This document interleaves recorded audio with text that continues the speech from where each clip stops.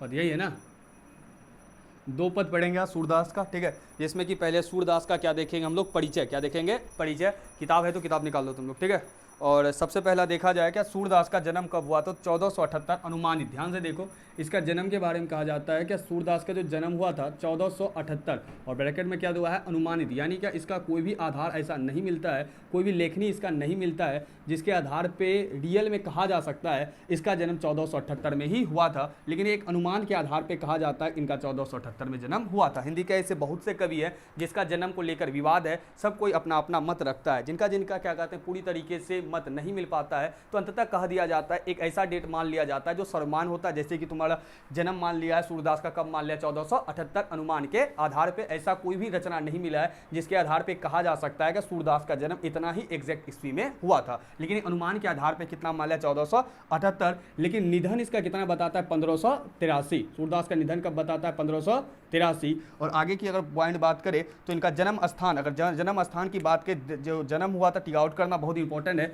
दिल्ली के निकट जन्म कहाँ हुआ था, जन्म स्थान की अगर बात करें तो दिल्ली के निकट कहाँ पर हुआ था, दिल्ली के निकट सीही नामक ग्राम में। पूछा गया सवाल है कि सूरदास का जन्म कहाँ हुआ था, तो दिल्ली के निकट सीही नामक ग्राम में, कहाँ हुआ था, दिल्ली के निकट सीही नामक ग्राम में, यही पूछा था, ठीक है, दिल्ली के निकट सीही नामक ग्राम में, यहाँ इनका जन्म हुआ था, लेकिन ये रहता कहाँ था, जहाँ ये रहता था वो इसका क्या कहलाएगा, निवास स्थान, क्या कहलाएगा, निवास स्थान। इनका जो निवास स्थान आपको देखने को मिलेगा, निवास स्थान बरज क्षेत्र में देखने को मिलेगा, किस क्षेत्र में देखने को मिलेगा, बरज क्षेत्र, और बरज क्षेत्र आपको पता है भगवान श्री कृष्ण के कारण से आपको प्रसिद्ध मिलेगा। बरज क्षेत्र में क्रमशः गौ घाट में पहले रहे थे, फिर वृंदावन में रहे, और फिर परसोली ग्राम में रहे, ठीक है, कहाँ कहाँ पर रहे थे, पहले बरज में रहे, फिर गौ घाट, फिर वृंदावन और परसोली, बरज क्षेत्र में गया, वृंदावन के क्षेत्र में रहा और परसोली के क्षेत्र में रहा। लेकिन यहाँ ये सवाल इंपॉर्टेंट नहीं है, आपका एक ही सवाल इंपॉर्टेंट है, इनका जन्म स्थान कहाँ पर है, दिल्ली सीही नामक ग्राम में इनका जन्म हुआ था, निवास स्थान उतना इंपॉर्टेंट नहीं है। आगे क्या कहा था, अगर बात करें शिक्षा की, अगर बात करें तो 100 अध्याय द्वारा ज्ञान अर्जन, अगर ये पढ़ा लिखा की बात करेंगे तो ये खुद से अपना पढ़ लिख कर क्या किया था, ज्ञान अर्जन किया था।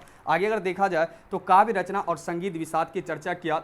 अभिरुचि की बात करें, यानी इसको क्या क्या अभिरुचि था, तो इसे पर्यटन यानी घूमने का शौक था, सत्संग था, कृष्ण भक्ति एवं वैराग्य था। वैराग का मतलब है दुनिया से इसका कोई भी क्या कहते हैं, कोई भी क्या कहते हैं मोह माया नहीं था, याद रखना। इसका अभिरुचि की बात करें, इसे अभिरुचि किसमें किसमें था, सत्संग करने में, ठीक है, सत्संग करने में, उसके साथ पर्यटन करने, किसके करने में, पर्यटन करने में, और भगवान श्री कृष्ण का क्या करता था, ये तुम्हारा कृष्ण भक्ति करता था, भगवान श्री कृष्ण का भक्ति करता है। ये सवाल काफी इंपॉर्टेंट रहेगा, डायरेक्ट पूछा जाता है क्या सूरदास का संबंध किस भगवान से था, भगवान राम से, भगवान श्री कृष्ण से। आप याद रखेंगे सूरदास कैसे कौन से भगवान से संबंध रखते हैं, कृष्ण भगवान से, बहुत इंपॉर्टेंट सवाल है, क्या सूरदास कैसे भगवान से संबंध रखते हैं, तो कृष्ण भक्ति से। किससे रखते हैं, कृष्ण भक्ति से पूछा गया सवाल, ठीक है।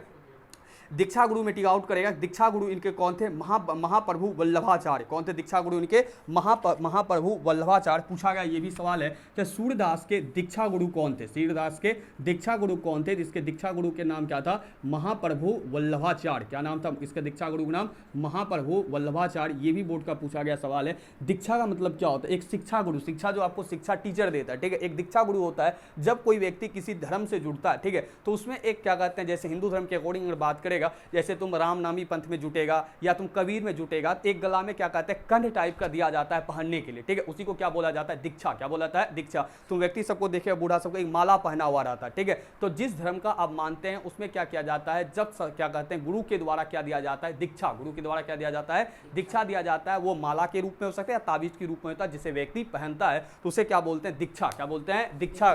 और दीक्षा गुरु इनका कौन था, क्या कहते हैं सूरदास का, वो कौन था, महाप्रभु वल्लभाचार्य। कौन थे, महाप्रभु वल्लभाचार्य, ठीक है।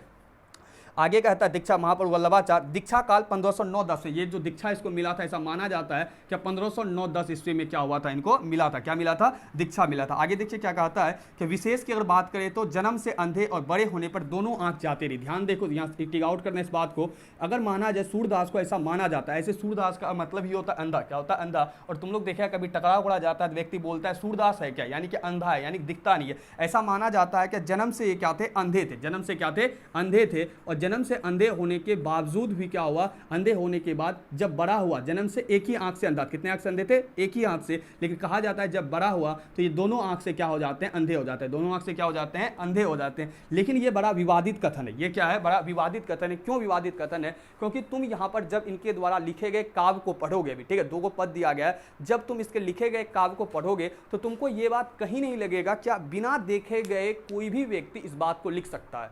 क्यों विवादित है, क्योंकि माना जाता है कि जिस प्रकार से वो लेखनी को लिखेगा ना, वहाँ पर ऐसा देखा जाता है कि इसे कोई भी वर्णन करेगा, आंखों देखा ही वर्णन कर सकता, बिना देखे कोई वर्णन नहीं कर सकता है। ये बात विवादित है, ऐसा माना जाता है। सूरदास अंधे थे, लेकिन विवाद क्यों होता है कि आंखों देखा तुम जैसा न लिख सकता है वैसा वो लिख के गया है। और ऐसा माना जाता है कि सूरदास को ऊपरी शक्ति थे, यानी दिव्य दृष्टि था। दिव्य दृष्टि ऐसा होता है जो व्यक्ति अंतर्मन से देखता है, ठीक है। जो महापुरुष हुआ तो उसके माना जाता है ऐसे, उसके अंदर दिव्य दृष्टि होता है जो कि क्या देखता है, आपका अपने अंतर्मन से ही देख लेता है। लेकिन ऐसा विवादित रहा है क्या सूरदास के आंख थे या नहीं, तो किताब के अकॉर्डिंग तुम मान लो कि जन्म से अंधे थे, बड़ा हुआ तो एक आंख, दोनों आंख चला जाता है। कैसे बोलते थे, मृदुल बोलते थे, विनम्र बोलते थे, भावुक, अंतर्मुखी और स्वभाव से विरक्त महात्मा, यानी महात्मा की तरह थे। मृदुल यानी बढ़िया बोलते थे, किसी से ज़्यादा लगाव नहीं रखते थे और पूरी तरीके से साधु स्वभाव के व्यक्ति थे। कैसे स्वभाव के व्यक्ति थे, साधु स्वभाव के। और किस भगवान से इनका संबंध था, तो कृष्ण भगवान से। किस भगवान संबंध था, कृष्ण भगवान से। कीर्ति की बात करो, यहाँ देखो इसके कीर्ति 3 दिया गया, 4 दिया गया है, चारों याद कर लो, कोई एक इसमें से पक्का पूछ देता है। कीर्तियां में कौन सा पहला है, सुरसागर। क्या दिया गया है, सुरसागर, यही है ना, सुरसागर। सुरसागर के बाद क्या दिया गया है, साहित्य लहरी। क्या दिया गया है, साहित्य लहरी। फिर तीसरा क्या है, राधा रसकेली, राधा रसकेली। चौथा क्या है, सुरसावली, सुरसावली। ये 4 कीर्ति इनका काफी इंपॉर्टेंट हुआ, जो कि कीर्ति इन्हीं के द्वारा लिखा गया। सूरसागर, साहित्य लहरी, राधा रसकेली और सुरसावली। पूछा जाता है कि निम्न में से कौन सूरदास की कीर्ति है, निम्न में से कौन सूरदास की कीर्ति है। याद रहे, साहित्य लहरी, सुरसागर, इन सभी कीर्ति किसका है, आपका सूरदास जी का। सुरसागर कवि में विश्व प्रसिद्ध प्रमुख का आधार है। इनकी रचना श्रीमद् भागवत की पद्धति पर 12 स्कंदों में है, गए पदों में विशाल संग्रह। ध्यान से देखो क्या श्रीमद् भागवत की पद्धति पर 12 स्कंदों में हुआ। याद रहे क्या सूरसागर इनका जो विश्व प्रसिद्धि, यानी सबसे ज्यादा इसको प्रसिद्धि जो मिला था वो किस कीर्ति पर मिला था, सुरसागर कीर्ति पर। किस में मिला था, सुरसागर पर। और सुरसागर पर कीर्ति मिलने के कारण ये लिखा गया है किस स्कंद में, 12 स्कंद में। कैसे में लिखा गया है, 12 स्कंद में लिखा गया है। ये लिखने का तरीका होता है, ठीक है, दोहा होता है, 12 स्कंद होता है। ये लिखने 5 लाइन 6 लाइन का क्या होता है, तरीका होता है। यानी सिंपल सा इसका कीर्ति सूरसागर, साहित्य लहरी, राधा रसकेली और सुरसावली, उनमें से सबसे ज्यादा इसका जो फेमस होता है वो कौन सा विश्व प्रसिद्धि दिलाता है, जिससे इसका नाम आगे बढ़ता है सुरसागर से। किससे प्रसिद्धि मिलता है, सुरसागर से। आगे देख कहता क्या है, माध्यम से हिंदी क्षेत्र में राजस्थानी, मैथिली, ब्रज और खड़ी बोली, अवधि आदि का साहित्य भाषा का अनुवाद देखने को मिलता है। सूरदास हिंदी की मध्यकालीन सगुण भक्ति धारा के कृष्ण भक्ति शाखा के अत्यंत कहते, बहुत इंपॉर्टेंट हेडलाइन टिक आउट करेगा अंतिम पैराग्राफ पेज नंबर 170 का अंतिम पैराग्राफ लिखा गया है। जो क्या कहते हैं, सूरसागर जी हैं, सूरदास जी हैं, सॉरी सूरदास जी है, वो किस काल के कवि हैं, मध्यकालीन काल के कवि हैं। और किस भक्ति धारा के कवि हैं, सगुण भक्ति धारा के। किस भक्ति धारा के, सगुण भक्ति धारा के। सगुण भक्ति धारा के साथ ही कृष्ण भगवान को मानते थे, कृष्ण को, किसको मानते थे, कृष्ण को मानते थे। कृष्ण भक्ति के शाखा के अत्यंत कवि है। यहां से देखो सवाल पूछा जाता है, ध्यान से देखो, क्या किस काल के कवि थे, तो मध्यकालीन काल के। किस काल के, मध्यकालीन। और किस भक्ति धारा के थे, सगुण भक्ति धारा के। तो किसके थे, सगुण भक्ति धारा। कृष्ण भगवान को मानते थे तो कृष्ण भगवान, किस भगवान मानते थे, कृष्ण भगवान को। ध्यान से देखो, भक्ति 2 प्रकार का होता है। भक्ति कितने प्रकार का होता है, 2 प्रकार का होता है। एक सगुण होता है, एक निर्गुण होता है। एक सगुण होता है, एक क्या होता है, निर्गुण होता है। ध्यान से देखो, इसमें से हमारा भगवान क्या कहते हैं, सूरदास जी कैसे कवि थे, सगुण कवि थे। कैसे कवि थे, सगुण। सगुण में क्या होता है, ईश्वर के आकार पर विश्वास किया जाता है। ईश्वर के आकार यानी कि मूर्ति पूजा देखने को मिलेगा। क्या देखने को मिलेगा, मूर्ति पूजा बोलता है, ईश्वर का आकार होता है और ये मूर्ति पूजा करता है। और निर्गुण जो होता है ये बोलता है ईश्वर का कोई भी आकार नहीं होता, निराकार होता है और ये मूर्ति पूजा नहीं करता है। क्या कहता है, निर्गुण वाला क्या कहता है, क्या तुम्हारा ये निराकार होता है, कहता है ईश्वर का कोई इमेज नहीं है, सच्ची श्रद्धा और भक्ति होगी तो आपका भक्ति आसानी से हो जाता है और इससे मूर्ति पूजा नहीं होता है। लेकिन सगुण में क्या होता है, मूर्ति पूजा होता है और ईश्वर का क्या होता है, आकार होता है। तो ईश्वर के आकार और मूर्ति पूजा के पूरी तरीके से समर्थन करते थे सूरदास। और निर्गुण वाले क्या होते हैं, निराकार। जैसे कबीर का बात करेगा तो कबीर निर्गुण भक्ति धारा का कवि होगा। कबीर किसका होगा, निर्गुण का। लेकिन हमारा सूरदास किस धारा के कवि होंगे, सगुण भक्ति धारा। पूछा गया सवाल है। और कृष्ण भगवान को मानते तो कृष्ण भगवान, किस भगवान को, कृष्ण भगवान को। आगे देखिए क्या कहता है, वे वल्लभाचार्य की पुष्टि मार्गीय भक्ति अष्टछाप उत्कृष्ट कवियों में श्रेष्ठ माने जाते हैं। अगर बात करें ये सभी कवियों में श्रेष्ठ माने जाते हैं। सूर के काव्य के 3 प्रधान विषय हैं। ध्यान से अगर देखेगा तो यहाँ पर आपको पेज नंबर 171 का दूसरा पैराग्राफ के पहले लाइन में कहा जाता है क्या सूरदास जी जो काव्य लिखते हैं, सूरदास जी जो काव्य लिखते हैं उसमें 3 चीजों का प्रधान देखने को मिलता है। क्या क्या प्रधान देखने को मिलता है? सूरदास के 3 प्रधान विषय देखने को मिलेगा। उसमें क्या दिखे? विनय दिखेगा और भक्ति दिखेगा, यानी भगवान को स्तुति करता हुआ इसका भक्ति दिखेगा। और दूसरा क्या कहते हैं, आपको वात्सल इनका देखने को मिलेगा। क्या देखने को मिलेगा? वात्सल। और तीसरा उसमें प्रेम श्रृंगार देखने में, यानी भगवान के प्रति प्रेम श्रृंगार के बारे में बताता है। सिंपल सी बात है, भगवान श्री कृष्ण को ये क्या मानता है? भगवान श्री कृष्ण को मानता था, तो इसका लेखनी जो होगा वो किसके लिए होगा? भगवान श्री कृष्ण के लिए होगा या आम आदमी के लिए होगा? तो कृष्ण के लिए। सिंपल सी बात है। और कृष्ण के लिए जब लिखता था, उनका काव्य जो हुआ करता था उसमें विनय, भक्ति, वात्सल और प्रेम श्रृंगार हमें देखने को मिलता है। ये 3 प्रधान विषय इनका देखने को मिलता है। अंततः लाइन में आप देखिए ध्यानपूर्वक 171 का अंतिम पैराग्राफ देखो, यहां पर वस्तु दोनों पद वात्सल भाव के हैं। आपके पद जो आपकी किताब में दिया गया है, 2 पद आपको पढ़ने मिलेगा। कितना पद देखने को मिलेगा? 2 पद। और दोनों पद किस भाव के हैं? वात्सल भाव के हैं। वात्सल भाव का अर्थ ये हो जाएगा कि यहां पर भगवान श्री कृष्ण के आपको वास्तविक आकार को दिखाया जाएगा और भगवान श्री कृष्ण के लाड़ प्यार को यहां पर दिखाया जाने का प्रयास करेगा। जो भगवान छोटे जब थे उनके बारे में वर्णन किया जा रहा है। ध्यान से देखो, यहां पर कितना पद दिया गया है? 2 पद दिया गया है। किस भाव का है? वात्सल भाव का है। किस भाव का है? वात्सल भाव का है। और प्रथम पद में तुम्हारा क्या कहता है? भगवान श्री कृष्ण सोए हुए हैं। भगवान श्री कृष्ण प्रथम पद में क्या है? सोए हुए हैं। और बहुत चीजों से तुलना करते हुए यहां पर यह बताते हैं ब्रजवासी, क्या अब सुबह हो गया है, भगवान श्री कृष्ण अब उठ जाइए। क्या कर रहा है प्रथम पद में? भगवान श्री कृष्ण सोए हुए हैं और सुबह हो गया है। और काफी व्यक्ति उसे काफी चीजों से तुलना करते हुए से कहते हैं क्या हे श्री कृष्ण अब उठ जाओ, अब क्या हो चुका है? भोर हो चुका है। क्या हो चुका है? भोर हो चुका है। भगवान श्री कृष्ण प्रथम पंक्ति में सोए हैं, उसे उठाए जाने का प्रयास किया जाता है। विभिन्न चीजों से तुलना किया जाता है। क्या क्या चीजों से तुलना किया जाता है चैप्टर में हम लोग देखेंगे। दूसरा जो पार्ट आपको, दूसरा पद जो पढ़ने को मिलेगा, दूसरा पद में भगवान श्री कृष्ण क्या है? अपने पिता नंद की गोद में बैठे हैं। इसके पिता, भगवान श्री कृष्ण के पिता का नाम क्या था? नंद। क्या नाम था? नंद। और नंद के गोद में वो क्या है? बैठे हैं। और नंद की गोद में बैठ के क्या कर रहे हैं? भोजन कर रहे हैं। नंद के गोद में बैठ के क्या कर रहे हैं? भोजन कर रहे हैं। उसी दृश्य का वर्णन क्या? सिंपल सा तुम भी सोच सकता है, एक पिता की गोद में छोटा बच्चा बैठा है और उसे क्या खिलाया जा रहा है? भोजन कराया जा रहा है। तो वो दृश्य कैसा देखने को रहेगा? दूसरा पद में यही बात को लिखता है। कौन लिख रहा है? भगवान श्री कृष्ण के बारे में ये बात कौन लिख रहा है? सूरदास। प्रथम पंक्ति में भगवान श्री कृष्ण सोए हैं और सोए होने के कारण से उसे सुबह हो गया और सुबह होने की संज्ञा कई चीजों से तुलना करके बताते हैं क्या हे श्री कृष्ण अब उठ जाओ, अब क्या हो चुका है? सुबह हो चुका है। क्या हो चुका है? सुबह हो चुका है। दूसरा में क्या है? क्या नंद की गोद में श्री कृष्ण बैठे हैं। कौन बैठे हैं? नंद की गोद में श्री कृष्ण बैठे हैं और उसे कहा जाता है क्या अब नंद की गोद में श्री कृष्ण बैठ के क्या कर रहे हैं? भोजन कर रहे हैं। क्या कर रहे हैं? भोजन कर रहे हैं। उस दृश्य का वर्णन दोनों याद रहे। क्या सूरदास के द्वारा प्रथम पंक्ति में भगवान श्री कृष्ण के सोए रहने के कारण सुबह हो जाता है, कई चीजों से तुलना करके उसे उठाए जाने का प्रयास किया जाता है। दूसरे पद में अपने पिता नंद की गोद में बैठकर भोजन कर रहे हैं, उन्हीं दृश्य के बारे में वर्णन किया गया है। कोई दिक्कत? आगे देखो ध्यान से, दोनों पद वात्सल भाव के हैं और सुर सागर टिक आउट करेगा क्या दोनों पद जो है वात्सल भाव के हैं। कैसे भाव के हैं? वात्सल भाव के हैं। कहां से लिया गया? तो वही सुर सागर से। अभी जो आप पढ़े, क्या सुर सागर से इसको विश्वविख्यात कवि क्या हुआ था? इसको विश्वविख्यात हुआ था, यानी कि विश्व में सुर सागर काव्य के कारण से ही सूरदास को जाना जाता है। किस काव्य के कारण से जाना जाता है? सुर सागर काव्य के कारण से ही सूरदास को जाना जाता है। कौन सा? सुरसागर। और वही सुरसागर से आपका यहाँ दोनों पद भी देखने को मिलता है। इनमें पदों में सुर की काव्य और संबंधित देखने को मिलते हैं। दोनों पद में विषय, वस्तु चयन, चित्र, भाषा शैली आपको देखने को मिलता है। वही बात प्रथम पद में दुलार भरे कोमल मधुर स्वर में सोए हुए बालक को कृष्ण को भोर होने की सूचना, यानी सुबह होने की सूचना दिया जा रहा है। और द्वितीय पद में पिता नंद की गोद में बैठकर बालक कृष्ण को क्या किया जा रहा है? भोजन करते दिखाया जा रहा है। दोनों ही प्रेम और भक्ति के मर्म आपको देखने को मिलेगा। इस प्रकार से हम लोग अब चलेंगे पद पे, जिसको पूरा अगर हम लोग एक बार समझे तो इसमें हमें कितना पद देखने को मिलता है? 2 पद देखने को मिलता है। कौन लिखते हैं? भगवान श्री कृष्ण के बारे में सूरदास के द्वारा लिखा जाता है। प्रथम दोनों किस भाव के हैं? वात्सल भाव के हैं। प्रथम पंक्ति में सोया हुआ है। कौन सोया हुआ? सुबह के टाइम में भगवान श्री कृष्ण सोए हैं, उसे भोर होने का सूचना दिया जा रहा है। किनके द्वारा दिया जा रहा है?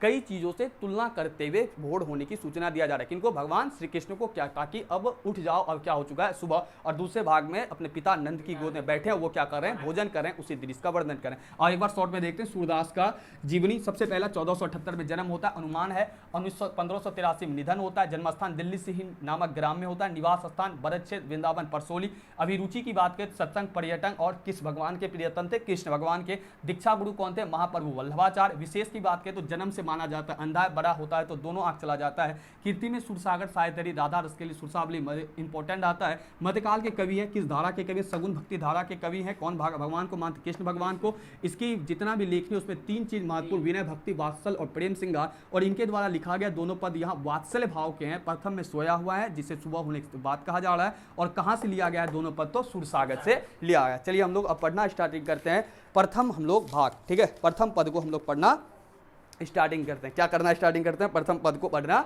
स्टार्टिंग करते हैं, ठीक है। आओ देखते हैं क्या, एक बार पढ़ते हैं उसके बाद लाइन बाय लाइन आपको समझाते हैं, ठीक है। जगिए ब्रजराज कुंवर, ब्रज के राजा, ब्रज के राज कुंवर, ब्रज के राजा किसको कहा जा रहा है, भगवान श्री कृष्ण को। कुंवर का मतलब राजा। जगिए ब्रजराज, ब्रज के राजा कुंवर, भगवान श्री कृष्ण को जा रहा है। जगिए ब्रजराज, ब्रज के राजा, ब्रज एक क्षेत्र जहाँ पर भगवान श्री कृष्ण का क्या हुआ था, जन्म हुआ था, ठीक है। क्या कहता है, जगिए ब्रजराज कुंवर, कुवल कवल कुसुम फूले, कवल कुसुम फूले, कुमुद वृंद संकुचित भये, भृंग लता भूले, तमचुर खगरोर सुनहु, बोलत बनराई, रंभाती गौ खड़कानी में, बछरा हितधाय, विधु मलिन रवि प्रकाश, गावत नरनाड़ी, सूर श्याम प्रात उठो अंबुज करधारी। क्या कहता है, एक एक लाइन समझिए।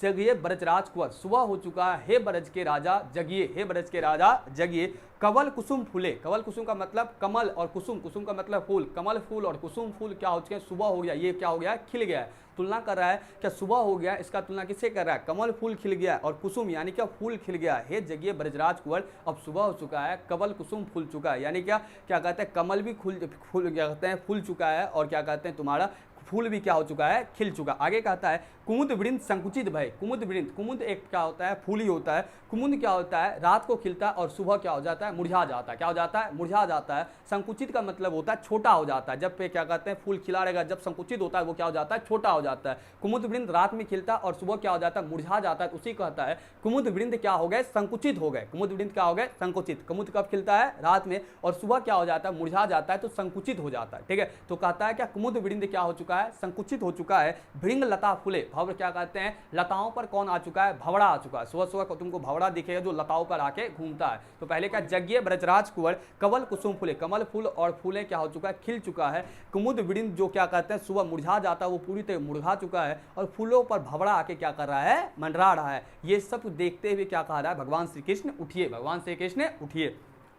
तमचूर खगरोर सुनही, बोलत बनराई, तमचूर का मतलब मुर्गा। सुबह सुबह क्या कहता है, तमचूर खोल रोर सुनही, तब मुर्गा का बांग सुनाई दे रहा है। मुर्गा क्या क्या सुनाई दे रहा है, बांग सुनाई दे रहा है। बोलत बनराई, बनराई का अर्थ होता है पेड़ पौधा। अगर सुबह के टाइम में तुम उठेगा तो पूरा मौसम शांत दिखता है, और पेड़ पौधा ऐसा माना जाता है और ऐसे देखने में लगता है कि पेड़ पौधे आपस में क्या कर रहे हैं, बात कर रहे हैं। क्या कर रहे हैं, बात कर रहे हैं। पेड़ पौधे तुम सुबह क्या करते हैं, जब उठेगा तो जो झूमता है, झूमता का मतलब हवा जब बहता है तो उसमें चरमर की आवाज आना स्टार्टिंग होता है। अगर सुबह सुबह उठेगा, पूरा एकदम 5 बजे तक उठेगा, जो सुबह की हवा होती है वहां पर अगर आप मॉर्निंग में टहलने जाओगे तो आपको लगेगा पेड़ पौधा क्या कर रहा है, बात उत कर रहा है, ठीक है। ऐसा कवि कल्पना कर रहा है, कवि क्या कर रहा है, कल्पना कर रहा है। क्या कर रहा है, क्या तमचूर खगरोर सुनहूं, मुर्गा का आवाज सुनाई दे रहा है, लग रहा है पेड़ पौधा क्या कर रहा है, बात कर रहा है। रंभाती गौ खड़कानी में, बछरा हितदाय, रंभाती गौ खड़कानी में यानी क्या, जो गौशाला होता है उसमें गाय क्या कर रही है, रंभा रही है। रंभा मतलब गाय आवाज दे रही है, क्या दे रही है, आवाज दे रही है। और बछरा हितदाय किसके लिए, बछड़ा के लिए, किसके लिए, बछड़ा के लिए। सुबह हो रहा है, इसका तुलना क्या किससे, पहले दूसरा लाइन में क्या कहा,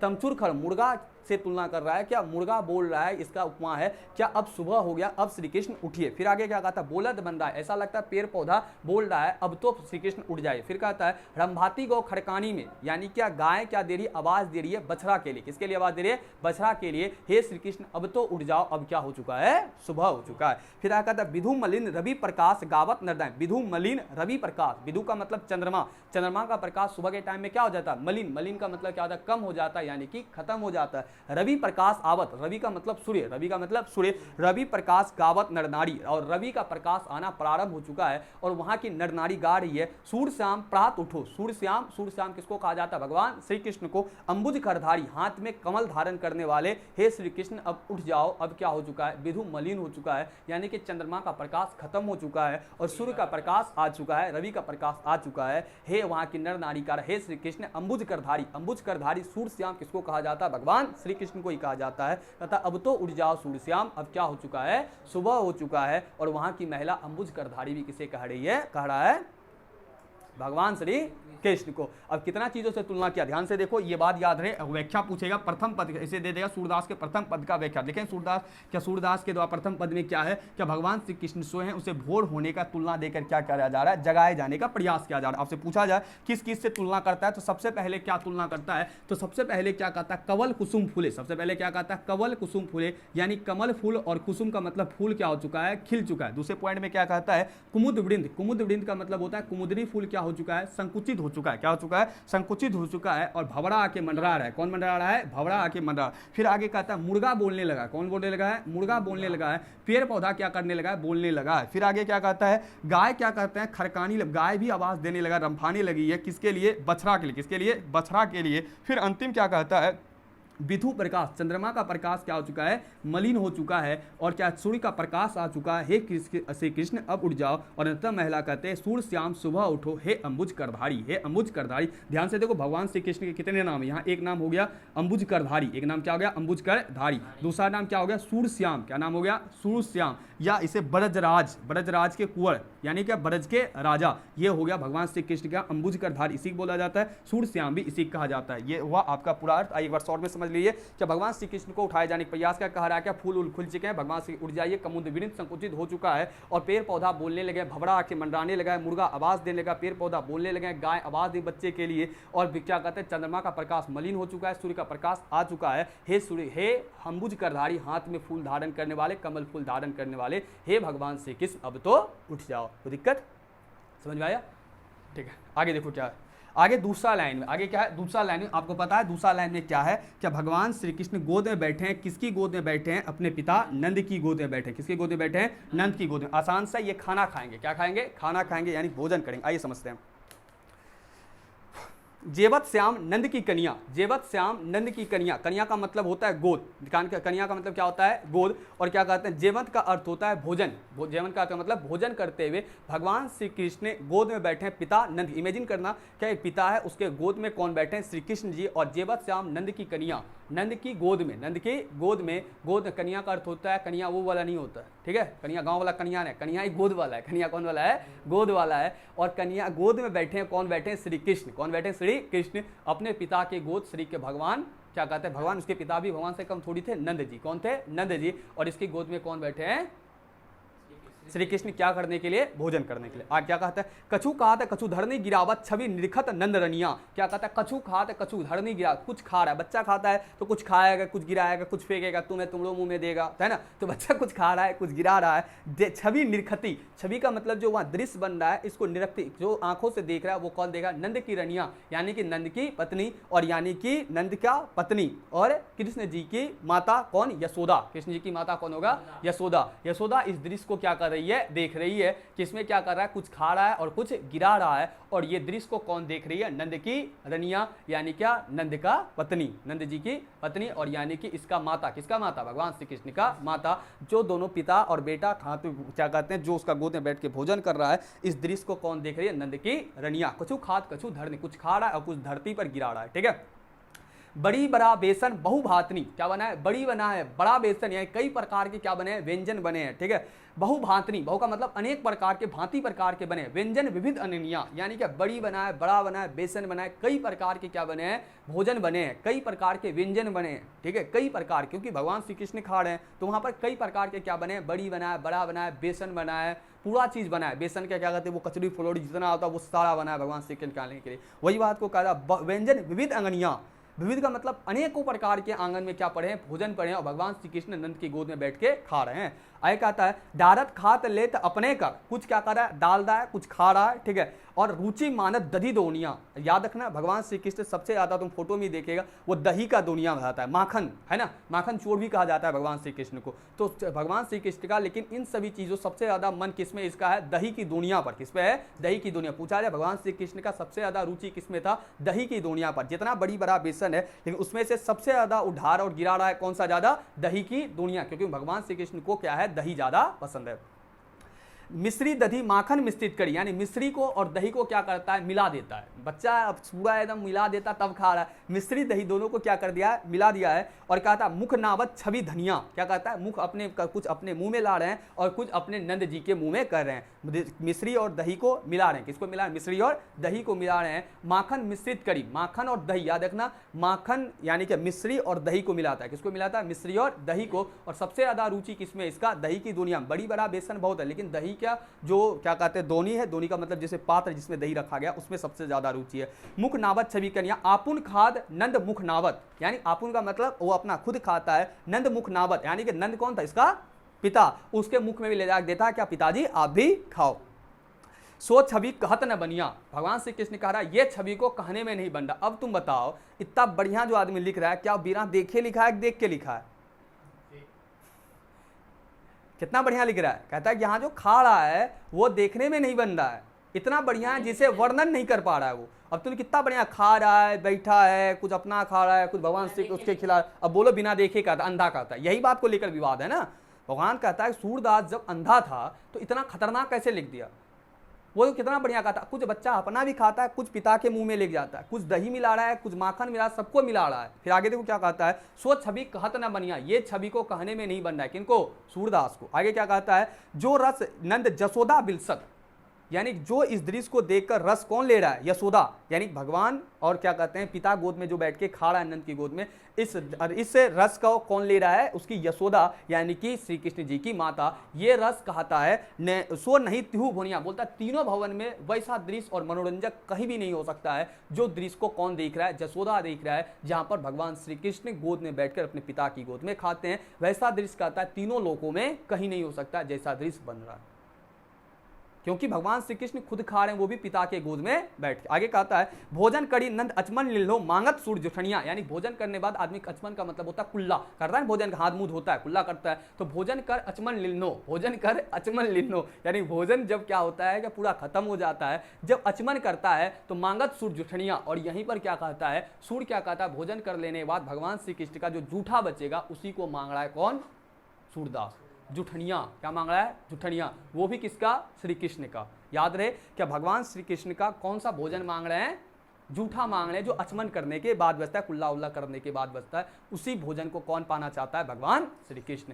सूरदास पाना चाहता है, कौन पाना चाहता है, सूरदास। आइए शॉर्ट में देखिए इस लाइन को, जेवत श्याम नंद की कन्या, श्याम क्या कहता है, नंद के गोद में बैठ के क्या कर रहे हैं, भगवान श्री कृष्ण भोजन कर रहे हैं, कछु काट कछु धरने, कुछ खा रहे हैं कुछ गिरा रहे हैं, छवि निरखत है। इसे कौन देख रहा है, नंद की रनिया यानी यशोदा देख रही है। बड़ी बड़ा बेसन यानी बहुत सा प्रकार के भोजन बना है जो आंगन में पड़ा है, लेकिन सबको ये क्या कर रहा है, सबसे ज्यादा क्या खा रहा है, दही की दुनिया में इसका क्या है, ज्यादा नजर है। और दही की दुनिया में माखन को मिलाकर के कुछ अपना खा रहा है, कुछ पिताजी खिला रहा है। और इस रस, इसको ये जो छवि बन रहा है, इस जो दृश्य बन रहा है, वो कवि को कहने में नहीं बन रहा है। और इस रस को कौन देख रहा है, इस दृश्य को कौन देख रही है, माता यशोदा देख रही है। और एक मानते, और सूरदास कहता है क्या ऐसा दृश्य कहीं नहीं बन सकता। अंततः कहता है क्या भोजन कर लेने के बाद जब भगवान श्री कृष्ण अचमन करेगा तो उसका जो जूठा बचेगा वो हमको मिल जाए। ये रहा दोनों अर्थ। ठीक, इसके साथ ये क्या होता है, समाप्त होता है, इसके साथ दोनों क्या हो जाता है, समाप्त होता है। ठीक है।